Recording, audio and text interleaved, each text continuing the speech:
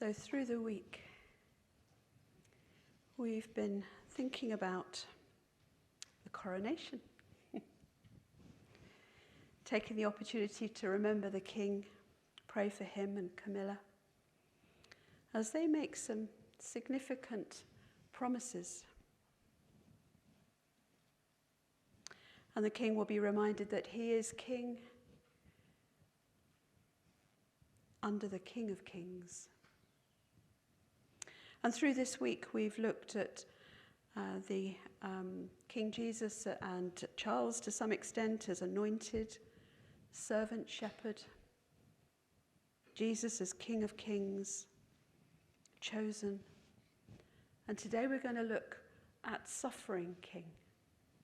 I'm sorry if that's a down note to end the week on, but actually it's highly significant. And it's highly significant in the place of worship as we share in communion together, suffering King. And we might look at Charles and Camilla and think they have it all. Money, grand houses, travel opportunities, meeting other royalty and presidents of other countries. And yet with great responsibility often comes significant struggle, doesn't it? Decisions that are made can be misunderstood. You've only got to have occupied a place of management or leadership in any organisation to understand that sometimes you have to make a decision that cannot be explained to those around you because it's confidential. And people look at the decision and think, well, that was stupid, wasn't it? Or that wasn't wise or helpful or wrong or whatever. But you cannot explain why. It's one of the responsibilities of leadership is that you can't always say what the reasons are.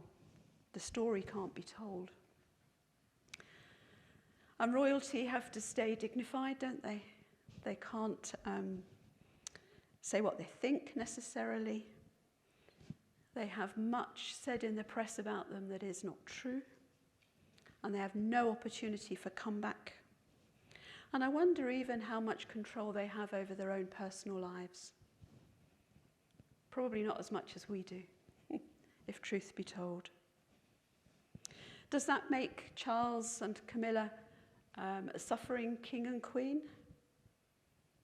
Not in the same way that we're going to talk about Jesus as suffering king. But I think it probably is a struggle. That level of responsibility will weigh heavy. So the King of Kings, I'm going to read a familiar passage from Isaiah 53, the first 6 verses.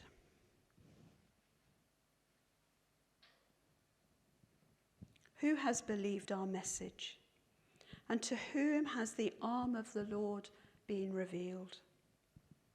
He grew up before him like a tender shoot and like a root out of dry ground. He had no beauty or majesty to attract us to him, nothing in his appearance that we should desire him. He was despised and rejected by mankind, a man of suffering and familiar with pain. Like one from whom people hide their faces, he was despised, and we held him in low esteem. Surely he took up our pain and bore our suffering. Yet we considered him punished by God, stricken by him, and afflicted. But he was pierced for our transgressions. He was crushed for our iniquities. The punishment that brought us peace was on him, and by his wounds we are healed. We all, like sheep, have gone astray. Each of us has turned to our own way, and the Lord has laid on him the iniquity of us all.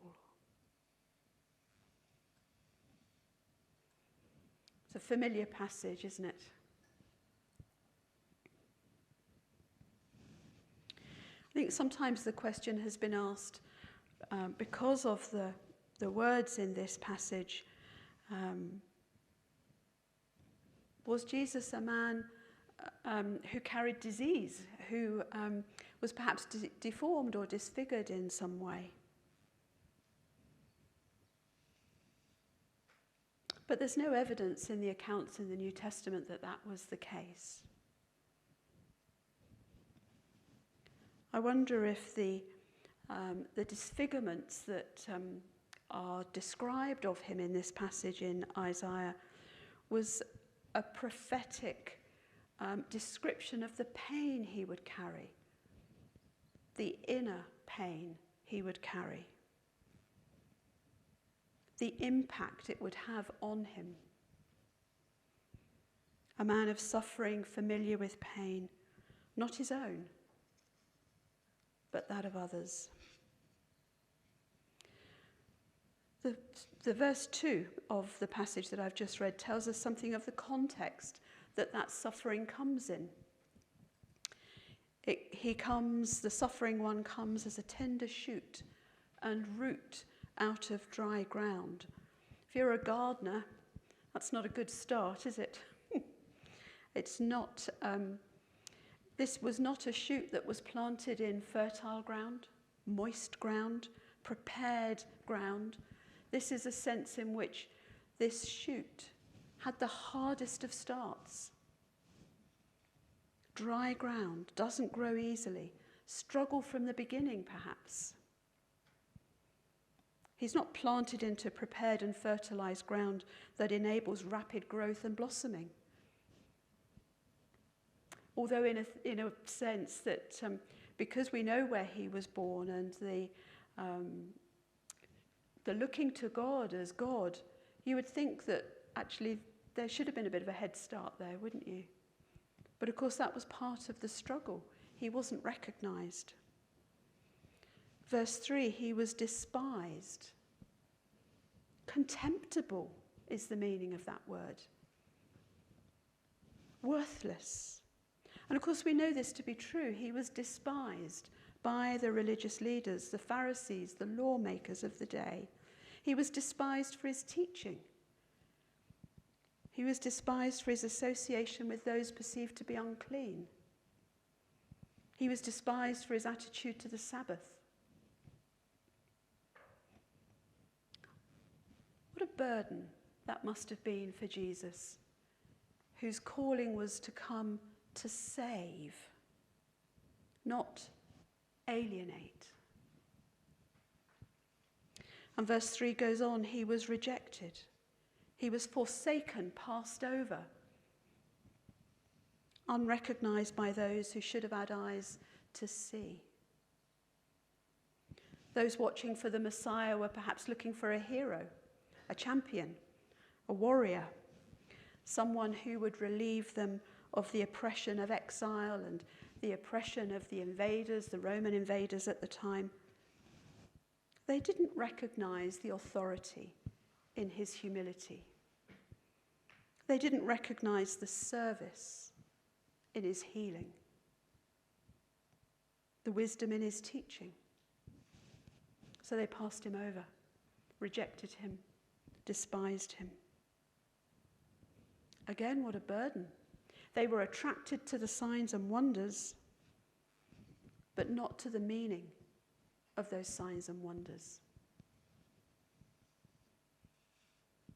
He was a man of suffering. It literally means to carry pain.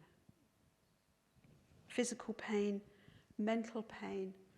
And of course we know just a little of the spiritual pain he went through on the cross, because we have his anguished words from the cross as he was separated from God. And it says he was depends which translation you use, either familiar with pain or acquainted with grief. Sounds like a passing knowledge, doesn't it?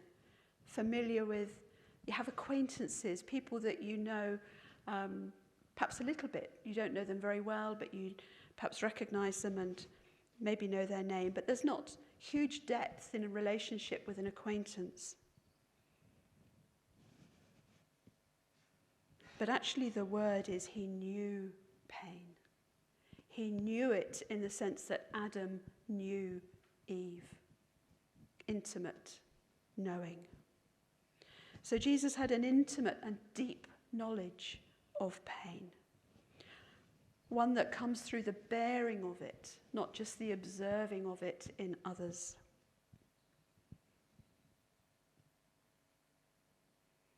And verse 4 tells us he bore our suffering. Literally, he dragged it around with him. The weight of it must have been exhausting, mustn't it? I read something yesterday that made me wonder if every time Jesus forgave someone of their sin or healed somebody, brought them in freedom in some way or another, that actually there was a cost for him in that moment. Not just on the cross, but a cost for him in that moment.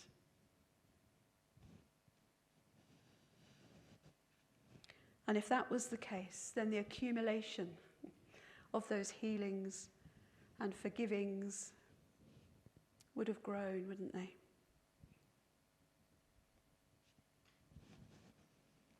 The personal cost, the suffering servant, the suffering king. I've no doubt that King Charles will have suffering that we don't know anything about, because he's king. The sense of, because of the threat to his security, that probably invades his privacy. I doubt he'll get to retire like most of us can retire.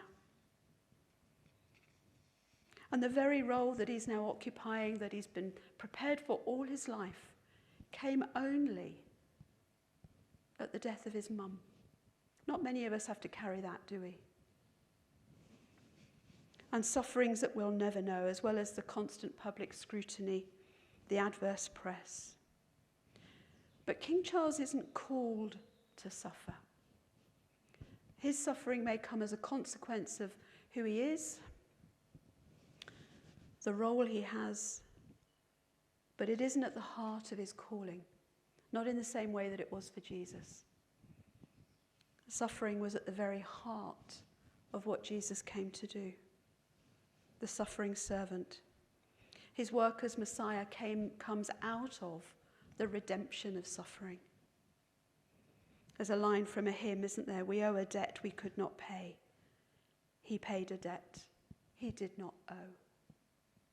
The suffering, serving, anointed, chosen King of Kings, who accepted the cost of it willingly for you, for me.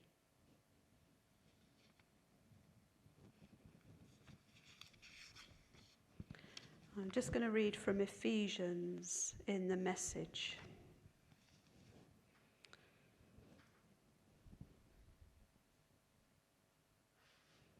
Because of the sacrifice of the Messiah, his blood poured out on the altar of the cross, we are a free people, free of penalties, free of punishments chalked up by all our misdeeds.